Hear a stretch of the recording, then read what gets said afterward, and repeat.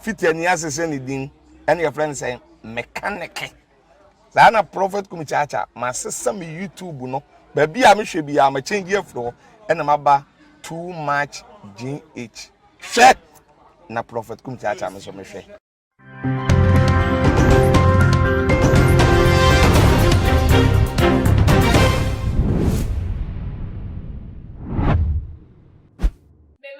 Bia akaba strong and about too much age anything so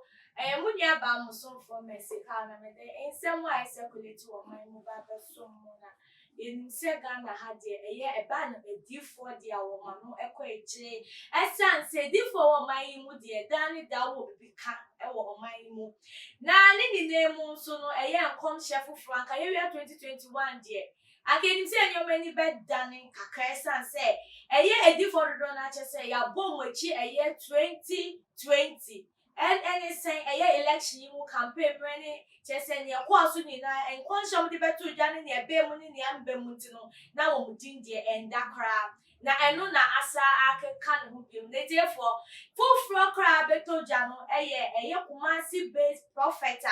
Ne popular name upanye Nyame na so wo hwehwe ye papa ya asafa wada no Shiny Grace Chapel and Dian Kasankasa Bishop Isaac Apia wono na wasama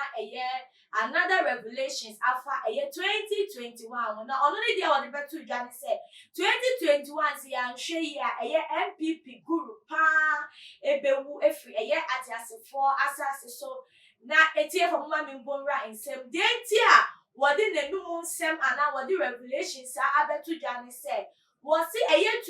2020 mu February 500 missing excavator be scandal betray mu ache say Abronye DC ne ya papa ma odi Indria Prubi share so na sa Indria Pru no e na che say emra so say 2021 say MPP for answering Nigerian fan by bunch so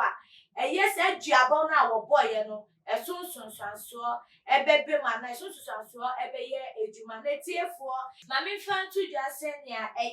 oje nyame ede ne nsem etu dia papa na etiefo before me di na no nsem ebetu dia papa yi emri bia na etwemu 2020 mu enkomhye bi baya na enkomhye ni chese insu kese pan na beto okumase abonten so na enu na oje nyame ba out didn't send back to just say insu kese na Anthony na no wono if you say what dani wie mu chese was sa enyome mesa say want to me empie mu ewo kumase abonten so masa abone no sinsu onton say enyoma bebelete for me din say me buburu we so say na be ya ube kai papa Ogya Nyame for mame fa the current revelation no enfa entuda. It would be recalled that the popular and controversial Bono regional chairman hungrily took lamb to cemetery to curse anyone who was associated with the allegations. He called the gods to strike those behind the story as he was innocent. Therefore, Utimi say, yes, emre no Abronye DC. Yes, intro chaso and I say in some way catos na ye no ntino emani to anamo ache say wo fire kania kopie mu wo cemetery can the boson sem dumme ye pa say ono ye innocent obi bia wonim sansem ni mu bi no che say boni ento no na ogo ento no nti eno na ma prophecy beto Ogya na ni nemu na medimensem no so. He also said along the years, several MPP members in some constituencies also invoked cases on the party leadership after they disqualified their preferred parliamentary candidate. According to the prophet Nyame, who was speaking with Nana Kwame Ejei on Angel FM, said all those cases will manifest this year and the consequences will sweep away some MPP gurus. Therefore, we share senior in some see kwana ni chemu city a na ni na ne say no me anagia boa Abronye DC any NPP impenifuo ni bi an NPP members ni bi ebo ye enam ye nyoma bi anto akwamu ana ankoye no ensunsuaso no 2021 yi na eba be hihye so na okan wie na okasa wo mfa empaibo ente se ne ebe ya ebetumi esi eye anokwanetiefo enu na ye nchechensemu wo hwe eye Ghana ha kwakoye se duabo no eye bibia ya fa ne normal enche na obi brujia se bibi kakan bi chia ana se bibi yira ana se nyoma bi nkoyi a ube hu se na che se dodo na akuma ewuru na che se omu di duabo ahihye so che se wo mu de be ji usesi ana na se ntempo na ebe pie mu ye social media cases social media so duabo and ya wo wa face to face na wa sending your percept to no there two pages so se na ebe ya ube hu na eno ebe course che se madudu na so won se ade ba na se wo ma hu so aso amunu mu wana na ebi mu so adopt the same nature um so se ya de papa ti e ma Ghana for dodo na so eso mu social media diabo any che election yi crampo diabo e course e obro ha for ready essence wo mu so se imbiemu bi ebeba eye abatu ana ye ba betum na eti for mama ye show se diabo no eye nkrofo no muhu esonsonsanso se diabo no ye mbone keke na ene na wo bebo akọ scot free na enyawa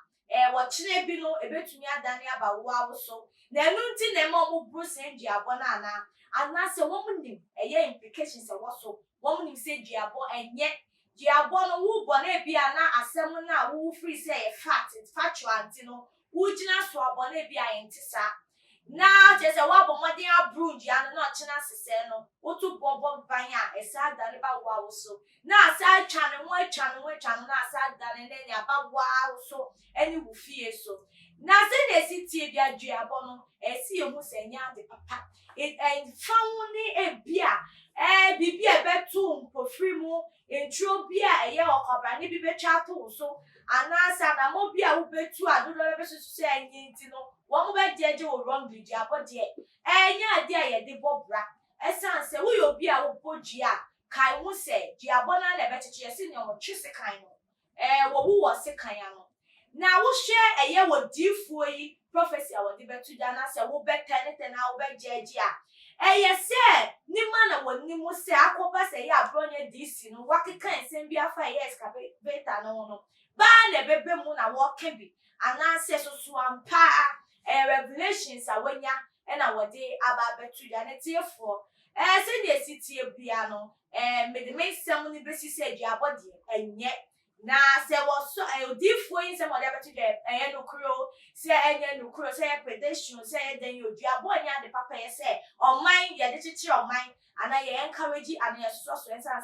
se wo bruji agiana ne be se kum na etefo munya madwen kire ento comment section wo emfa mayen afi subscribe to my GH video kase na dwumedie bi ene betu mo no amonu mu ana wonsa etumi akebe no etumi akire wadwen na afi wo go ho modern like share e de promote